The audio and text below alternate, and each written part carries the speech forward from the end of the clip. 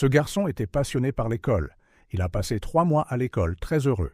Mais un jour, l'enseignant lui a dit qu'il devait payer les frais scolaires, sinon il serait renvoyé. Son père n'avait pas payé les frais depuis 3 mois parce qu'il était très pauvre.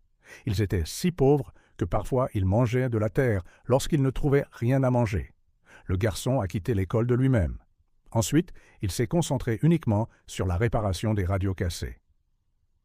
Un jour, il a fabriqué un petit ventilateur à partir de vieux morceaux de ferraille et a relié ses fils à une radio. Il a demandé à un autre garçon d'ouvrir la porte. Soudain, quand la porte s'est ouverte, un vent fort est entré et le ventilateur s'est mis à tourner rapidement. Les gens pensaient qu'une radio cassée ne pouvait pas fonctionner de cette manière, mais peu de temps après, la radio a réellement commencé à marcher. Tout le monde était étonné et heureux. Le garçon avait vraiment une intelligence incroyable. Sa façon de penser était différente et il voulait accomplir quelque chose de grand pour son village. Dans leur village, il ne pleuvait pas depuis des années et les cultures mouraient à cause du manque d'eau. Un jour, le garçon a pris la radio et l'a montrée à son père.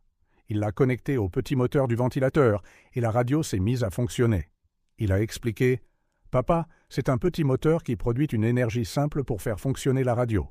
Si je construis un ventilateur plus grand, il produira plus d'énergie. » Mais son père ne comprenait pas. Le garçon a alors dit « J'ai besoin de ton vélo. Je peux le démonter et fabriquer un grand moteur. Ce moteur pourra pomper l'eau du sol et nous pourrons sauver les cultures. » Son père s'est mis en colère et l'a frappé. Il lui a dit qu'il avait quitté l'école et qu'il perdait maintenant son temps avec des choses inutiles. Le garçon était très triste. Son père a même cassé le moteur qu'il avait fabriqué. Mais le garçon n'a pas abandonné.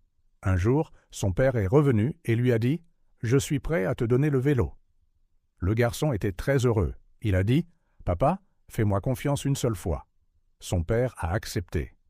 Rapidement, le garçon a fabriqué le moteur. Il a installé un tuyau dans le puits et l'a relié au moteur.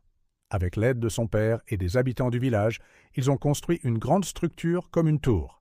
Ils y ont installé une grande hélice reliée au vélo. Quand le vent a commencé à souffler, l'hélice a tourné. Tout le monde attendait de voir ce qui allait se passer. Soudain, le moteur a démarré. Ils se sont approchés et ont vu l'eau sortir lentement du tuyau. Puis, après un moment, l'eau a commencé à couler avec force.